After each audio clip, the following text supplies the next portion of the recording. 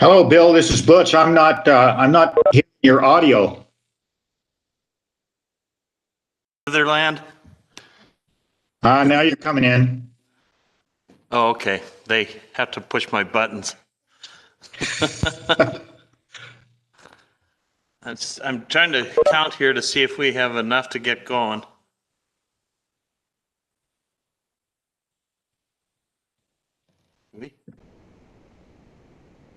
We need a couple more.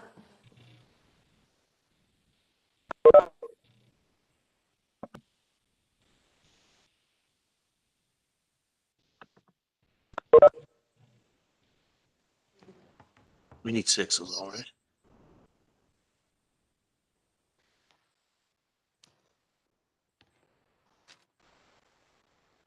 Okay.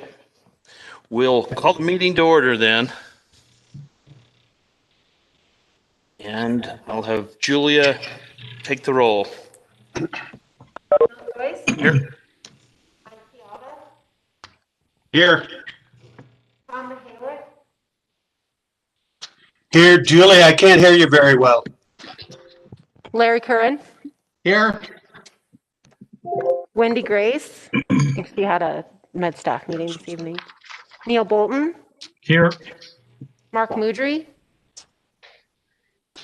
Butch Gerbrandt. Here. Matthew Steitzer. Here. Stella Capucha. Ivy Fredrickson. Here. Sean Fredrickson. Here. Josh Bryson. Eileen Joyce. Here. Dave Palmer. I'm here.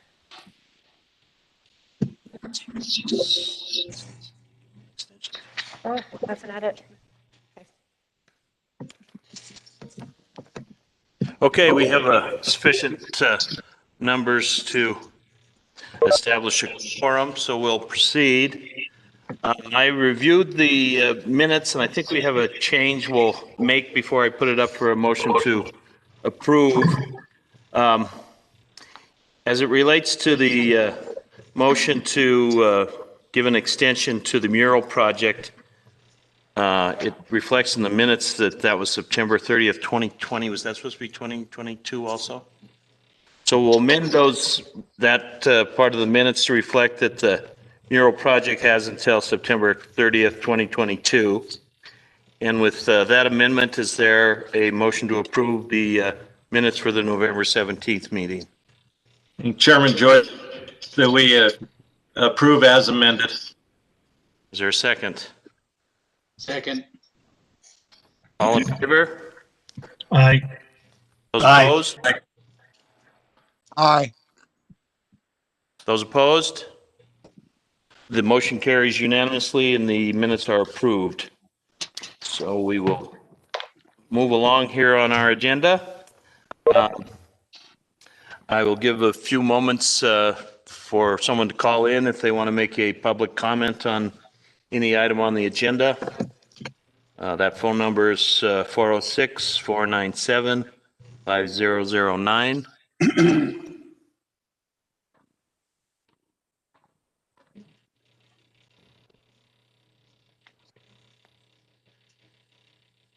Anybody on the line? Nobody's on the line.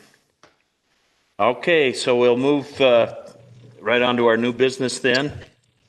And we have our old friend Mitzi Brazilian is here. She's of course a former member of our august authority, and she is back to make a presentation today about a new grant program or a new trust, I guess. They're the Butte Historic Trust. They're attempting to put together, and she provided us with a letter that everyone should have gotten with your minutes and with the agenda, and it was very concise, but I think she probably wants to fill in some details and answer some of the questions, and she's asked to be able to make a presentation. So, Mitzi, I will turn it over to you.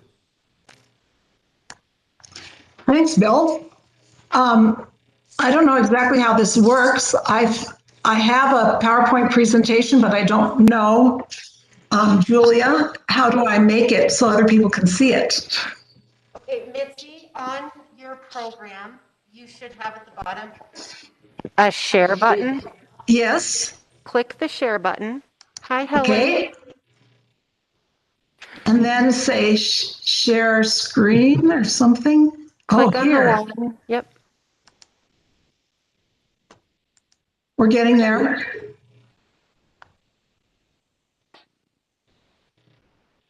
It says you're starting to share.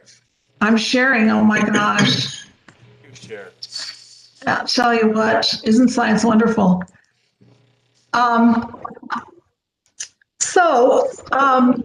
Thanks for the opportunity to come back and sit with the SARTA board and make this presentation for Butte CPR regarding this Butte Historic Trust. Another member of our steering committee, Jason Silvernail, is in the audience as well. And so he's available to answer questions at the end if there's something that you want to hear more about. And I have done my best to keep this down to 15 minutes, but there are a lot of things I think that you would, if I were you, I would have questions about. And so I'm just going to start talking and maybe talking a little bit too fast, but I want to get a lot of this information out to you. So at CPR, we consider this an incredible opportunity for Butte in general, and it really aligns with SARTA's mission, particularly with economic development and especially because this project is in service to historic preservation. Specifically, this program is about rehabilitating historic buildings, mainly within the National Landmark District, one at a time, and targeting at-risk buildings that are endangered by neglect or by imminent demolition. We've developed a program that is financially sustainable, we believe. And I just want to say from the very beginning that you'll see later that the urgency of our request to be out of the regular cycle is tied to an extraordinary grant opportunity that we have. So having said that, somewhere I'm going to click on something and go to the next slide. So I just wanted for some of you, a lot of you know something about Butte CPR. I didn't want to spend too much time going over that other than to say that this is an entirely new program for direct rehabilitation of at-risk buildings. But in fact, Butte CPR has been involved with bricks and mortar preservation efforts almost since our beginnings in 1994. And so the program that we're suggesting that we are going to develop called the Butte Historic Trust is an expansion of our existing preservation efforts, including our historic improvement program, where we grant money to owners each year to do exterior improvements to their homes or to their commercial buildings. The Central Butte project, which most SARTA members will recall, was in the Emma Park neighborhood. We took the money that was granted to us and re-granted it, all of it, to homeowners in that area for improvements. Our prismatic glass project for this year is another bricks and mortar for commercial buildings. And we also hold a series of preservation method workshops and have pamphlets in support of that, so that effort. So the Butte Historic Trust is really an opportunity for us to advance to the next step for direct rehabilitation instead of working on some of these smaller but important projects. So historic properties redevelopment programs, there's a bunch of them across the United States. In cities, states have them, and they've been doing business for about 6 decades. But there aren't very many in our part of the country. And so when we kind of looked at what other states had done and other counties had done, or when cities, we wanted to do ours in a preservation revolving fund. And the way a revolving fund works is an entity acquires a building, rehabilitates it according to preservation standards, sells it to another owner, uses the proceeds to acquire another building, and then repeats over and over again. So essentially the same money is being used over and over again, just being concentrated on one building at a time. In other towns, this has really been tried and true. They've made a significant impact to the communities by rescuing landmark buildings from demolition, revitalizing entire neighborhoods, and Savannah, Georgia is a perfect example of that, and completing essentially hundreds and hundreds of restorations. So because CPR said we want to do something big going forward, we applied 1 year ago and received a grant for $16,000 from the 1772 Foundation to conduct a feasibility study for the revolving fund. When we did that, we immediately formed a steering committee. That was in February, and that was to guide all aspects of the study's development and to consult with community experts. But while we were doing that, and as you see from the slide, we submitted that feasibility study to the granting agency in September. We also recognized that we needed a short-term strategic plan in order to create a path of focused and a sustainable program. Perhaps you know the feasibility studies are kind of like, could this work? What the 2-year strategic plan is, this is how we're going to make it work, specifically how we're going to organize the program and that sort of thing, how much money it's going to cost to do it, what kind of buildings are we going to select.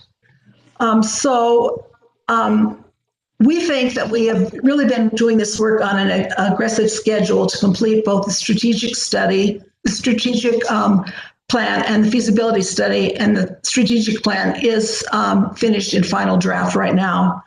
But we had to have that aggressive plan because we wanted to be in position to apply for the next round of 7072 grant cycle, and those applications are due on December 18th. So the strategic plan covers all sorts of things, but the thing that we're most interested in,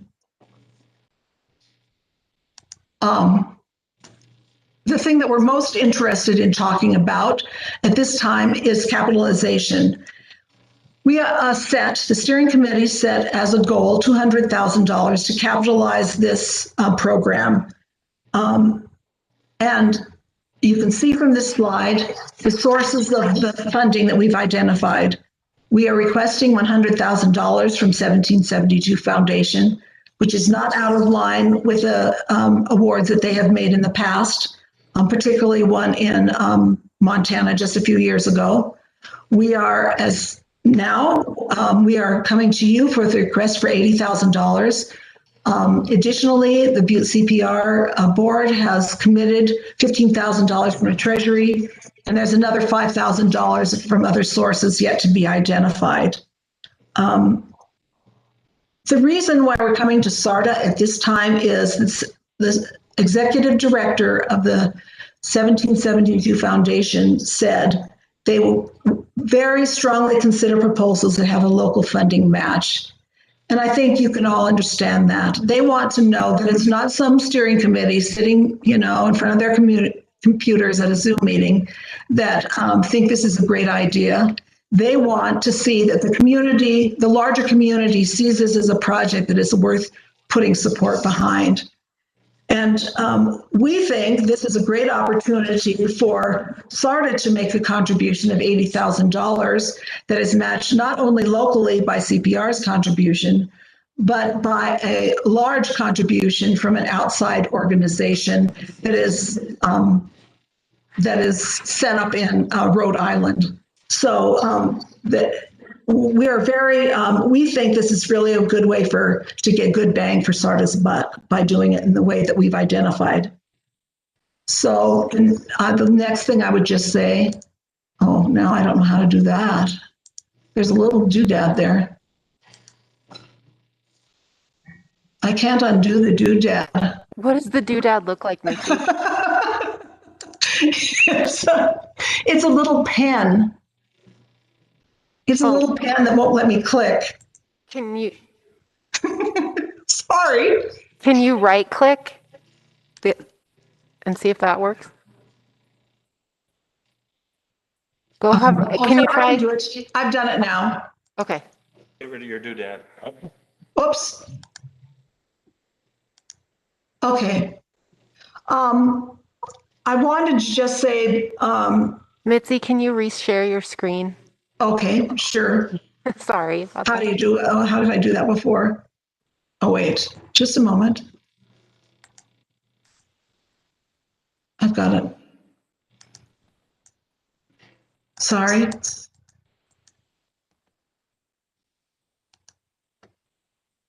I'm getting closer to you.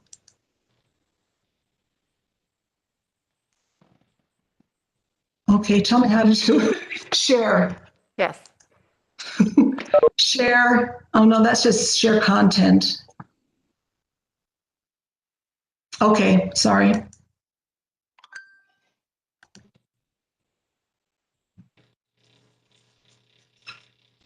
Okay. Now I want to go back to this one right here. I thought you would be interested in knowing what we tend to spend our money on, our $200,000 on in particular. We have not purchased a building for this program because we want to have our funding secure before we make that kind of investment. But we have made some estimates for our first year budget. And that is in our first year, we intend to acquire a building by late spring, to have a contract soon thereafter, and to have the rehabilitation done by about the beginning of 2022. So up to $50,000 will be used for property acquisition. At least $120,000 are dedicated to rehabilitation, and we have $30,000 that we know we're going to need for program administration. I want to just talk really briefly about acquisition. If you have looked in the real estate market, know anything about the real estate market now in Butte, it is really hot, and you're going to say you can't acquire a building for $50,000. But in fact, we'll point out that we're looking at risk buildings, which have been neglected. And also, we intend to find a building through low-cost avenues, such as tax deed, the developer's packet, which Butte-Silver has, bargain sales, options, and similar methods. That will leave the bulk of our money for rehabilitation. And just to repeat about what's important about the rehabilitation part of it is we are going to be creating safe and secure living spaces that are designed and built to historic preservation standards. We're going to enhance the value of taxable property. Some of the properties will not have even been on the tax rolls because they're owned by the county, or their amounts are so low that they really don't add substantially to the tax rolls. We're going to help boost the local real estate market, which, by the way, doesn't need it. We're going to contribute to making Butte's neighborhoods more desirable places to live and create a demand for contractors with historic preservation background specifically. So I could tell you I could go into some detail about the project and program admin, but I'm going to let you ask if you want to have specific information about what those costs are going to be about, because I don't want to take up too much of your time. I just want to talk in the end about where is historic trust going in the long term. I know that SARTA is very concerned about programs that are sustainable, and we have tried to develop a program, and we have developed a program that is, we can say, has long-term sustainability. That is because it's a revolving fund where the sales that we have finance future projects. And this will allow us in the long run to tackle larger and more complicated projects, such as several buildings in a single neighborhood, or commercial property. But in addition, other than a set of very detailed financial sustainability protocols that we have established, the program is going to be overseen by an independent board of directors that is going to be a part of an wholly owned subsidiary of CPR. So they're going to have their own paid staff and their own, hopefully, knowledgeable volunteers. All of the funding is going to be held and managed separately from CPR's treasury. The advantage of that setup is merely that they can can be under the nonprofit umbrella of Butte CPR. The last thing I want to talk about is it's hard to grow a program one building at a time, especially working with small residential properties. But we are committed to promoting a local investment cooperative. This is a model that has been used throughout Montana and on historic preservation projects in Billings and most recently in Musselshell County in Roundup. If Roundup can do it, Butte can do it. These co-ops are for-profit co-ops that allow supporters to financially invest in the program, and they reap a small annual dividend. This creates a venue for private investment another venue for private investment in Butte's historic landscape. And what's different about it is that small investors are welcome and have the opportunity to make a difference to Butte's architecture, not only by with their funds, but also because they don't have the funds to do a total rehabilitation, or they have a family that has too many demands on their time and they can't do that. But they can still be part of a larger, wonderful opportunity that the Butte Historic Trust represents. And finally, I'm done talking, so I can unshare, I think, here shortly. Stop sharing there. So that was a lot of words, but I'd really appreciate the opportunity to answer any questions or be involved in the discussion about what you think this you might be able to offer us at this time. Well, I guess I'll start, Mitz. I have a few questions. I'm sure a lot of the members probably have questions as well. Is it your intent that you're going to just buy one house and pay cash for the house, fix it up, and then sell it? Or are you going to finance the purchase of several houses and use the money that we may be able to give you and the other grants that you might be able as a down payment and do it on a more extended scale? It's a big scale, but we're only going to do one property at a time. And that allows us to, and we're always going to sell them. We're not going to try to rent them out because we want to conserve our cash for purchasing another project going down the way. And so that's how the revolving fund works. In the future, we may have multiple properties, but in the beginning, we need to conserve all of our cash for acquisition and rehabilitation. So that's our intention in the short term. So is it your hopes that you're going to be able to actually have a profitable enterprise here in flipping these historic properties? Do you hope that you'll be able to sell the homes for more than you purchase them and that you put into them? Yes, that is not only our hope, but we have a lot of confidence in that. One, because of the way the market is right now, but two, because these are properties that are that we aren't spending too much money up front, and that we're going to. I can only say that there are people that are on our steering committee and others who have been able to essentially do that same sort of thing, or know of others who have done the same sort of thing with buying and remodeling and selling again. And I'll just say one more thing, and that is they're not technically, I don't want to call them flipping because that seems so much like what you see on HGTV, and they take something and they slap a coat of paint on it or something like that. These are sensitive and real rehabilitations that have added a lot of value to a property. And hence, we think we can recoup those with a sale. The other question I had is timing question. What type of timing do you need from us in terms of a decision?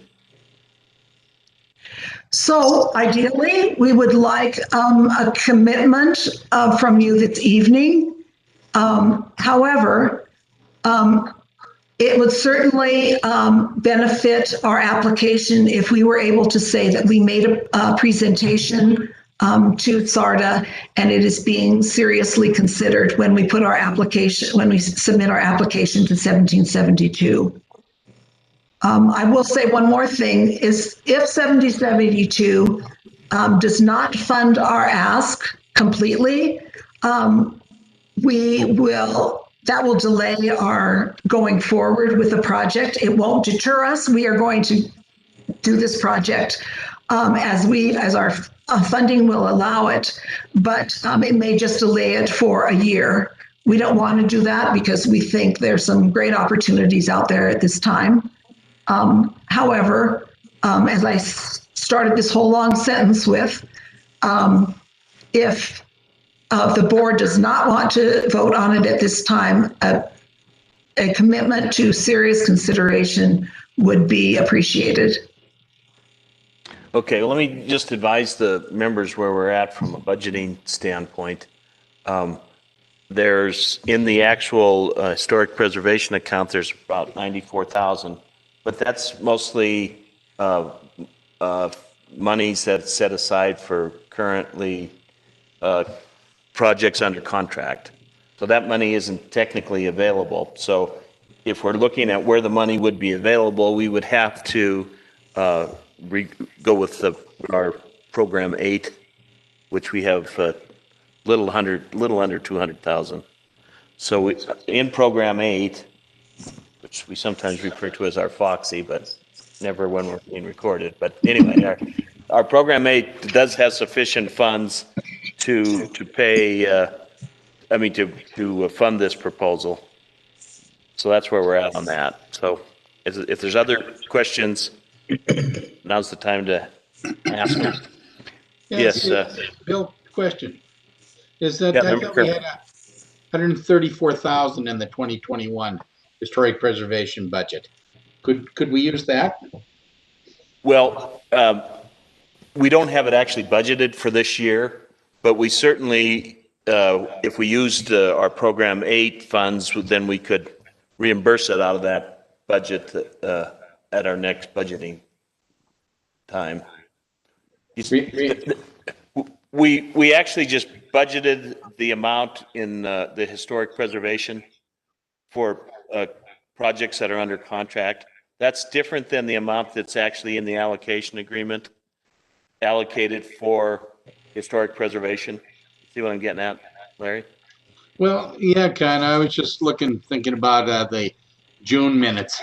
I was looking back on that. It looked like for the 2021 budget, we had 134,800 in there. That's what we spent some of that. Larry, this is Julia. Any expenditures that were made prior to June 30th were accrued to that previous budget and would have drawn down the amount that we appropriated for this year's budget. So, and there's 80,000 left. Is that what you said, Bill? Am I 94 arms around this? 94. 94. Okay. All right. All right. Yes, Member Sticer. Yeah, this is Butch.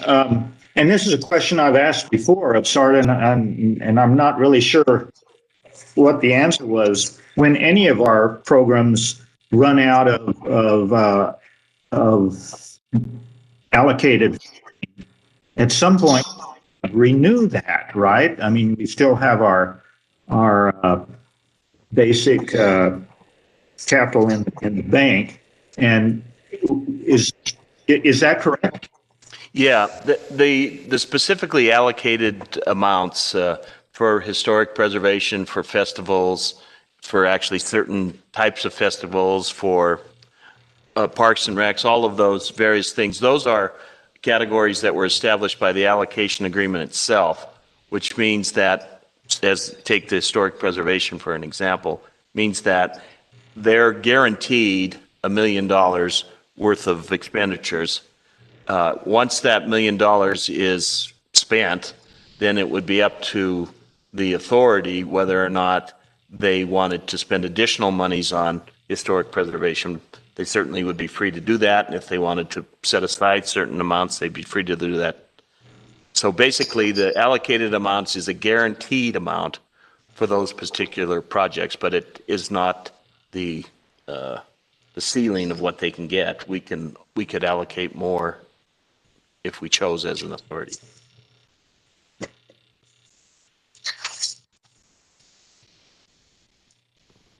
This is Butch again. Chairman? So some comments. Boy, it sounds like a really great program and a needed program to me. And I think your budgeting looks really good. I think with $200,000, you can purchase a fixer-upper and fix it up, as well as have some money for administration there. A couple of things. Maybe this is a question for Mitzi. What if we tied our contribution to a match from 1772, for instance? So we said we will contribute, let's just say 80,000, as long as 1772 contributes 75% of what you requested, or something like that. What would you think of that, Nancy? I absolutely support that. In fact, if we received absolutely no support from 1772, we would not use, essentially we would throw the money back into the pot and come back a year later and ask for that money again. So I think if it's tied to, as you said, that they come up with at least 75% of the ask, that would be something we would be more than happy to work with.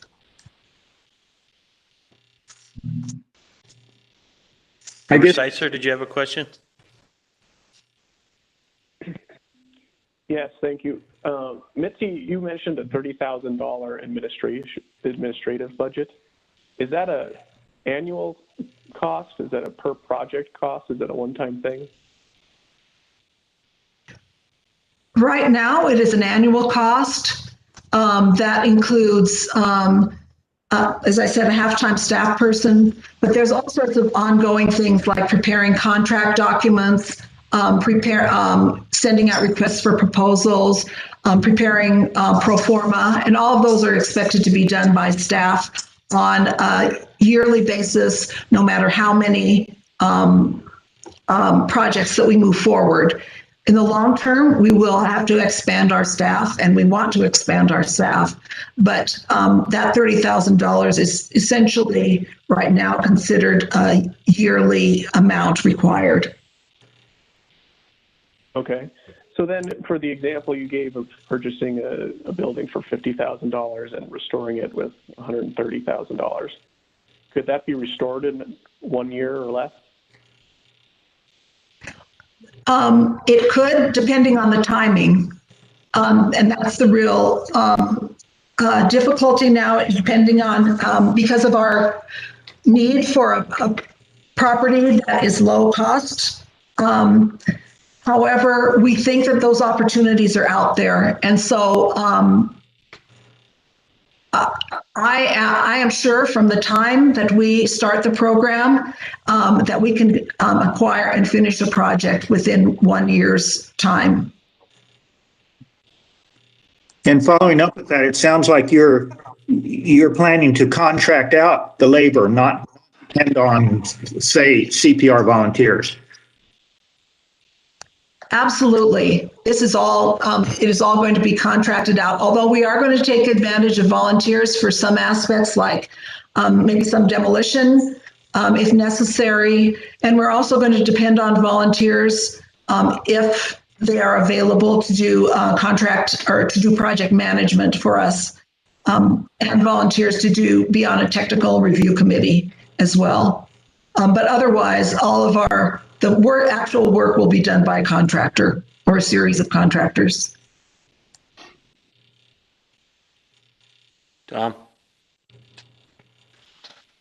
Thanks, Bill. Hi, Mitzi. Butch already asked my question, but I'll just make a comment. I think this is awesome. I love the concept, and I'm ready to write a check right now if we can.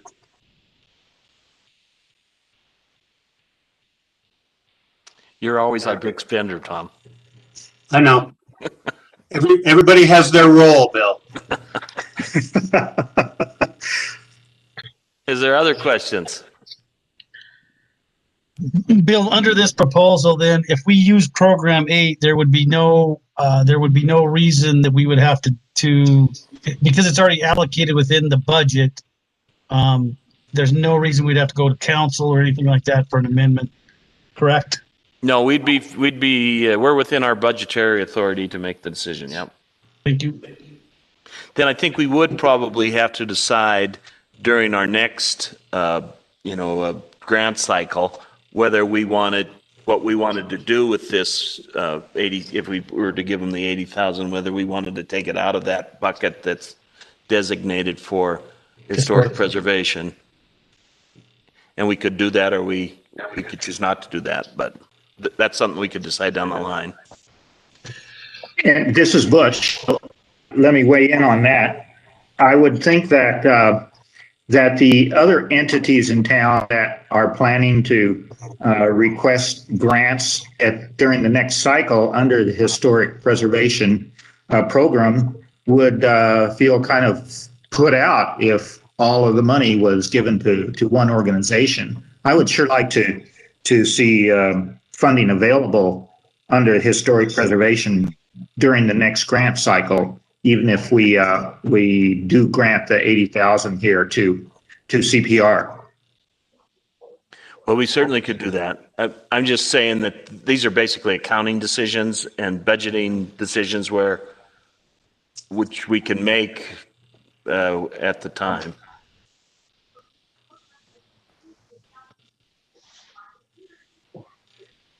Is there other questions for? I guess I have a quick question, Mitz, about this 1772 grant. Is it a grant similar to the way that we do it in that, well, typically the way that we do it is that you do the work and then we reimburse. This would be a little bit different than that. Could you maybe just give me a quick rundown on how the 1772 grant thing is going to work? 1772 grants the money at the very beginning. It doesn't wait for a final product. And especially in a case such as this, which doesn't really have a product. And so when they granted us $16,000 for the feasibility study, they sent $16,000 as soon as they had done identified that. And when we had money left over from the $16,000, we asked how they wanted to spend it, and they wanted us to allocate it for developing the strategic plan and other things that we have done. So we get the money up front should we be successful with 1772. You also said, Ms., that this trust would have a separate board of directors. Is that board put together yet, and do we know who's on it? It is not put together yet.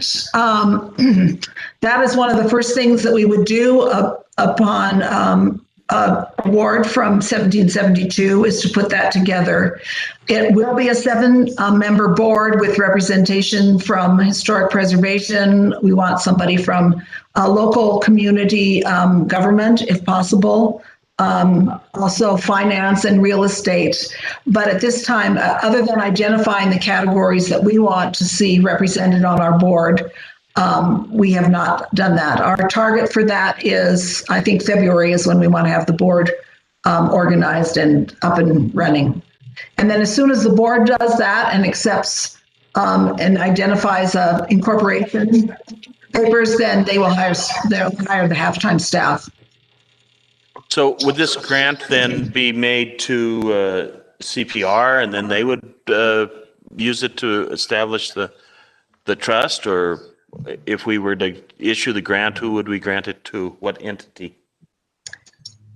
I think what we would prefer is it granted to CPR with an understanding that that money would be used solely by this new wholly owned subsidiary called the Butte Historic Trust. And the reason we would like to do it that way is because we don't want you to change your mind. When you say you're going to give us the money, we want to have the money. That's only teasing. But it just gives us an opportunity to make sure that we have all the money and it's available to us before we take up the time of developing staff and a board. So that's what we would prefer, is the money was directed to CPR with the understanding and with whatever is in the contract that it would go directly to this wholly owned subsidiary of CPR. And of course, if anything happened in the interim, we'd be looking to you, Mitz. Yes. You can have my house. I don't think it's worth that amount of money, but or my firstborn. I don't have one of those either, but anyway. No, Mitch, I hear you have a trailer house that you could use for collateral. The green submarine. Yes. You can have that too.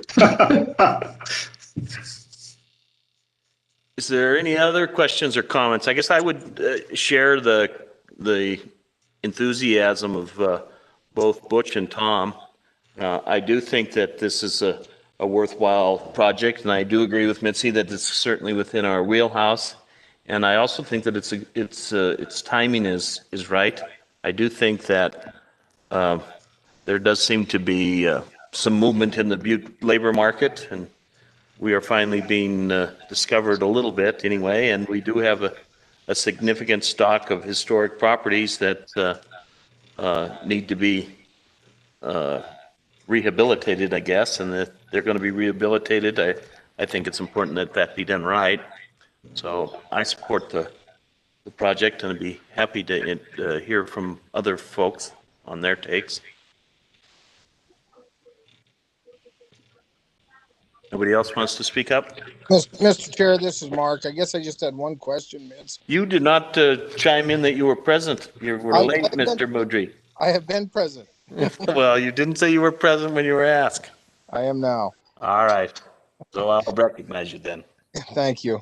Just in reference to the developers packets, Mitz, and I know you've been involved in quite a few of those as of what is your model as you purchase and then rehabilitate this house to get that thing to something that is marketable from a price point?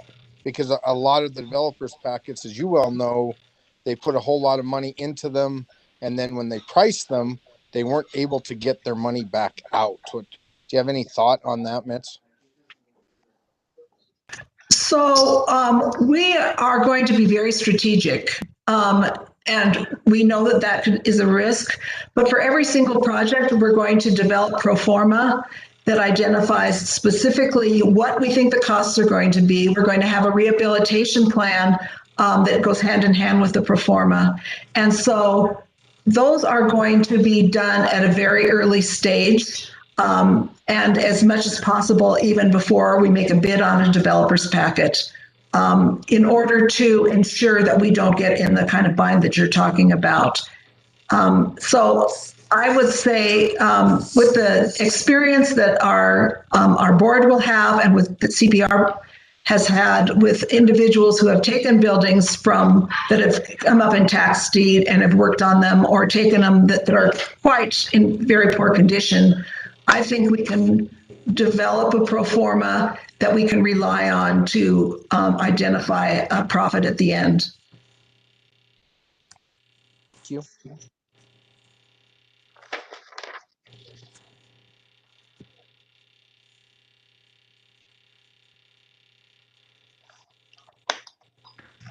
This is Butch. Let me address the board. Did any of the rest of you have the reservation that I had that I expressed about not tying up our money if the 1772 grant doesn't come through? Or is that, something that you would prefer not to see in a motion? Well, I thought that member Resilient, or I'm calling you old member Resilient, you're not a member anymore. Mitzi covered that the grant would be contingent on it being matched by the 1772 grant. So the grant wouldn't go through unless the 1772 grant came through. Is that right? Am I representing that right, Mitzi? I think that I would say in general that's correct. What I'm a little concerned about the amount. So if 1772 said, well, we're only going to give you 90, I wouldn't want that to jeopardize the contribution of SARTA, because I think we could make up for that shortfall in other ways, or we would certainly try to do that. So if we could have some leeway in regard to that, I would appreciate it, but I think it should be, in any case, it should be tied to some kind of funding from 1772, because without that, that will put us a year down the road, and a year down the road, we would come back and we'd have more confidence. We'll give you. That didn't come through there, Mark. I said we'll go 2%. I'm just giving. Oh, don't be dogging Mitzi. Oh, should we take a stab at a motion?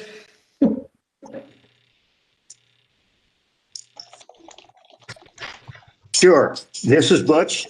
I will make a motion that we fund CPR for their Butte Historic Trust program to the amount of $80,000, contingent on a matching amount of at least 75% from the 1772 Foundation. And I guess that's it. I think that's a sufficient motion. Is there a second? Second, Mike Yava. There's a motion and a second. Is there any substitute motion, or are we prepared to vote? Mr. Joyce or Mr. Chairman, I think it just needs to be clarified. The motion, the way I understood it, would be 75% of our 80,000. I guess my recommendation would be that if SARTA is going to commit to the 80,000, that it may be more appropriate for that motion to be an equal match from the 1772 organization. I'd accept that amendment to the motion. Well, let me just make sure that we have some clarity on what exactly the motion is. As I understand Member Gilbrandt's motion, it was that the $80,000 grant from SARTA would come into place if the 772 organization made a grant of at least 75,000 or 75% of the ask that was being made by Mitzi's group. Is that not what the motion entailed? That's correct. And with Member Bolton's suggestion, does he want to make that 80% then? I guess I was a little confused on the 75%. Was it the way it sounded to me is it was 75% of what SARTA had granted, which again would be a less dollar amount. I just believe it to be better off to tie that to an equal match to the SARTA funds. But I don't care either way. It's if the ask is for 100,000, I'm fine with that. So if we're clarifying the motion here, and the ask is 100,000, which I think it is reflected is in fact the case, then if the 1772 people grant at least 75,000, then SARTA will grant the 80. Is that your understanding of your motion, Member Gilbert? That's correct, though amenable to changing that to 80%, which would be 80,000, an equal amount then. Do you want to amend your motion to that effect? I will, let's do that. So change 75% to 80%.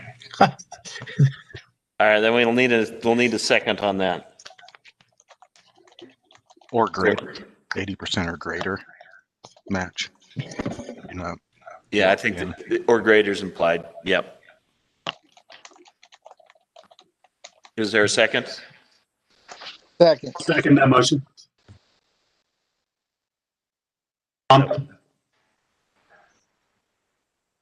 Who was it that seconded it for Julia?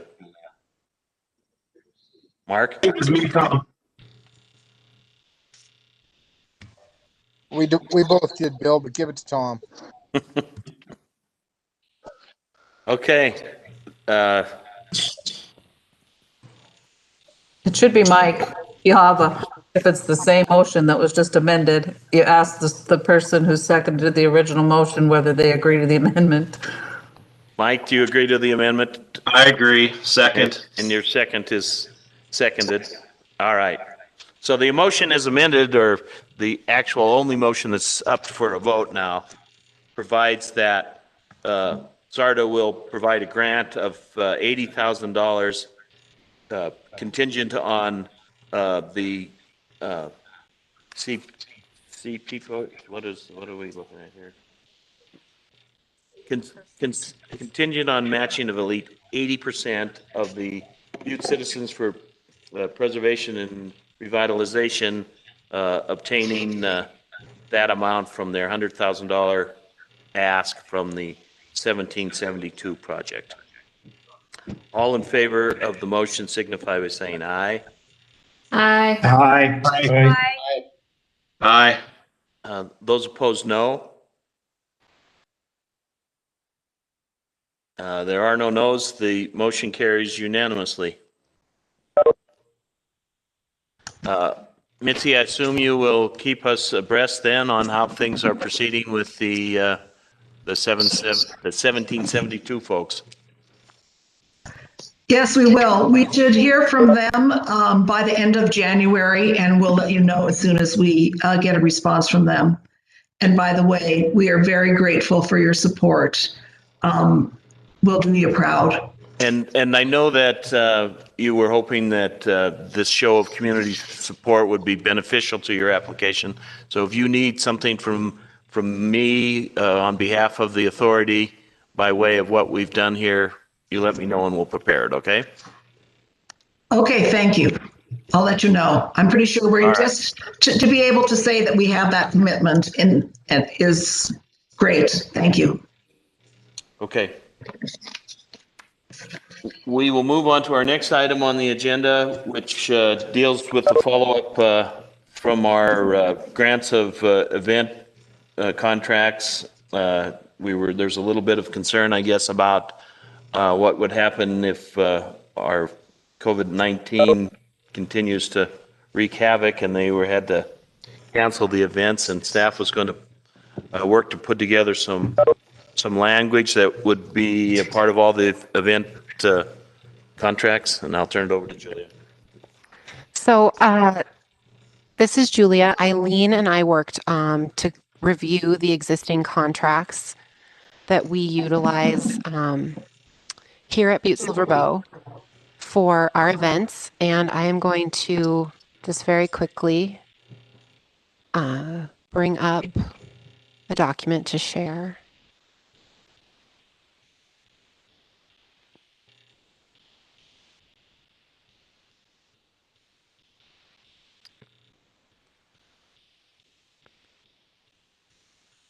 So at the last meeting, we did have some concern that there would be language incorporated into the contract with any grant recipient to ensure that they follow federal, state, and local laws.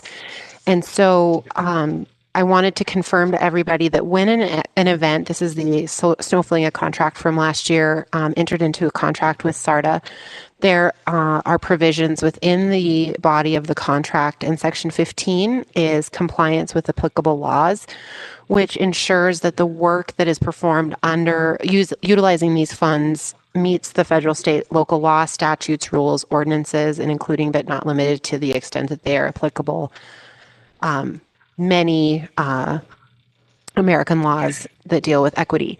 And so Eileen and I talked about this, and we wanted to keep the language in Section 15 broad, but we believed that in the scope of work, which we draft for every project, which summarizes what the project is, its goals, its objectives, and its tasks and activities, could have a statement that is added to it. And I have drafted some language over here that I thought might fit the bill, but I reviewed the approvals that the health department used for its, I guess it would be the COVID contingencies for local businesses to open after the stay-at-home order was rescinded. So essentially took language from that to require, as part of their scope of work, to prepare a health and safety plan for the event, specifically preparing a social distancing plan for COVID-19 and submitting it for review and approval to the health department.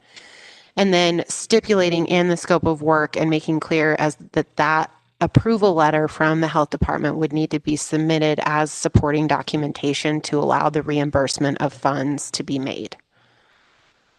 Eileen, did you want to add anything?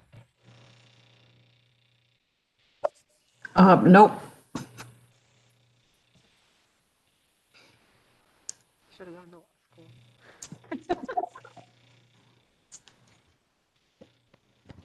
Wasn't there also some concern that we had about what would happen in terms of the grant if there was an inability to conduct the event given the restrictions?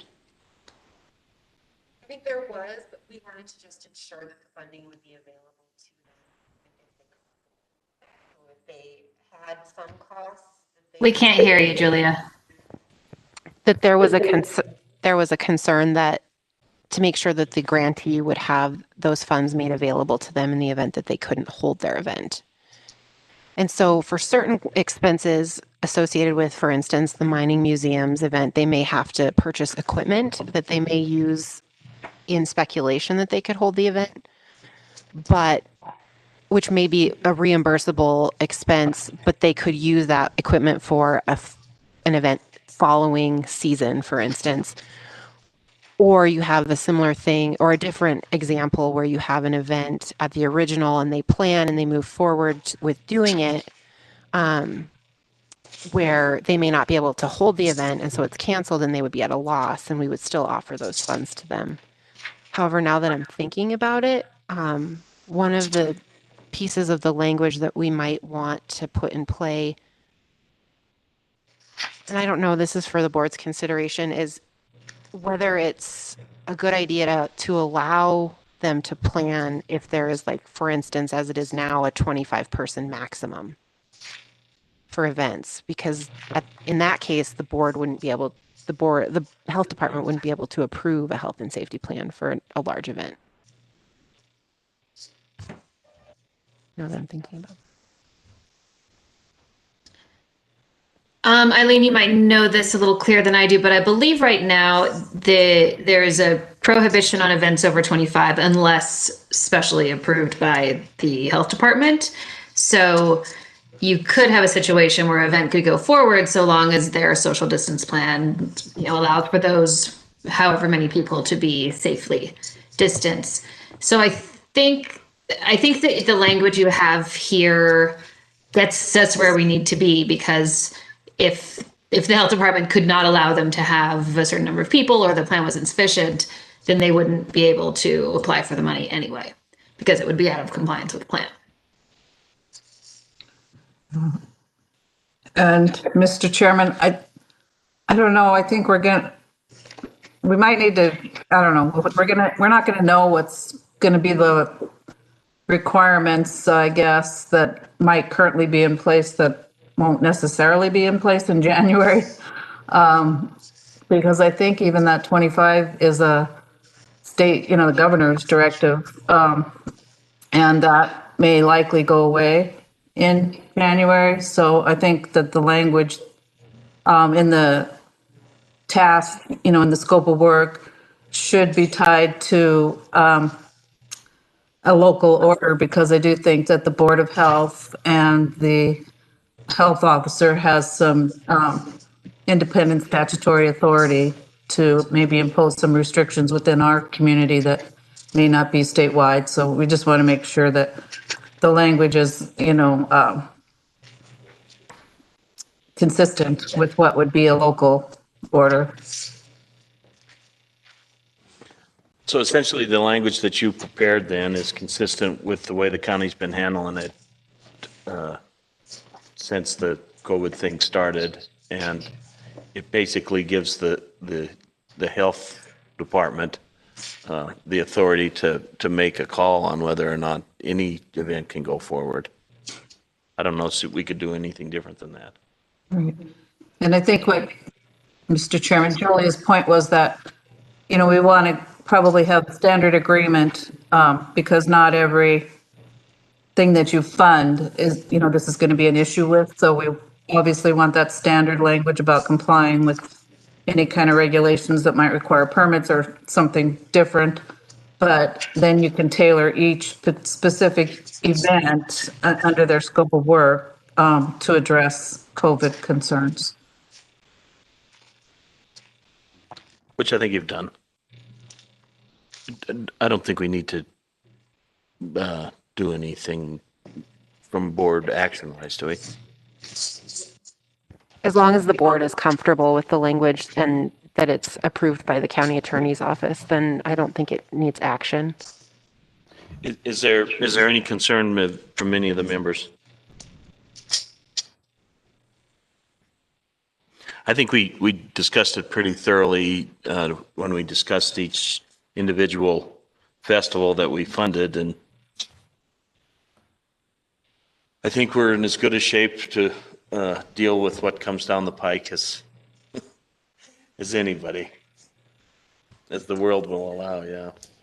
This looks good to me and covers my concerns, and it's flexible enough that we'll be able to make it work for whatever the restrictions are at the moment.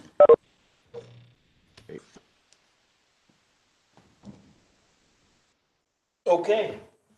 That really is all of our business for this particular meeting. I don't think we need to meet during the second or the fourth Tuesday in December, which will be around the holidays, which means I guess we should next meet sometime in January of 21.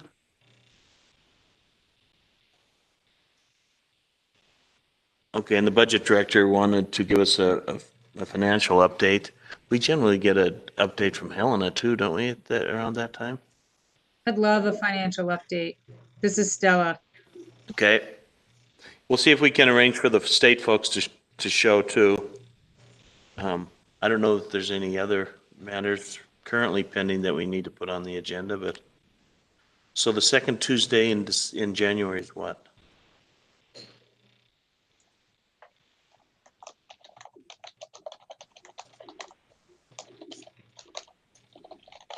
Wait. The 12th?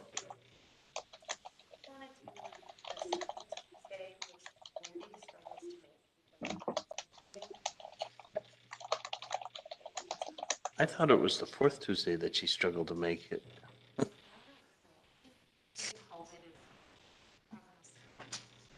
I thought Wendy's problem was with the fourth Tuesday. I know she had to miss it this Tuesday, but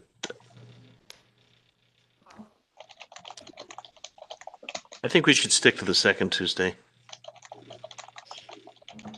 Is everybody all right with the second Tuesday, which is the 12th of January? Yep. Yes. All right, then. Somebody want to move to end this thing? Motion to adjourn. Second? I'll second. Second. All in, all in favor? Aye. All opposed. Aye. There better not be anybody opposed. All right, nobody's opposed. We're done. Thank you. Appreciate it. Everybody have a good Holidays, holiday. everybody. Merry Christmas. Yeah. Merry Merry Christmas. Happy holidays. Merry Christmas. Happy New Year.